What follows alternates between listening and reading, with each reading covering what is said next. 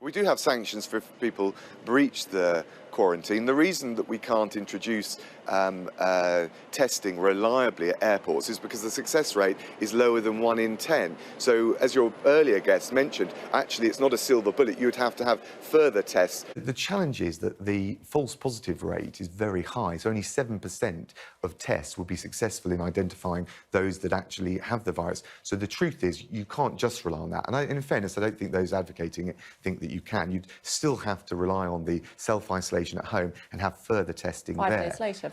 Do you know the number of people in this country who have died in hospitals in England since the beginning of February to early December, who are healthy under the age of 60 with no underlying health problems, who have died of coronavirus? Do you know roughly what that number would be? Do you want to make a guess at what it might be?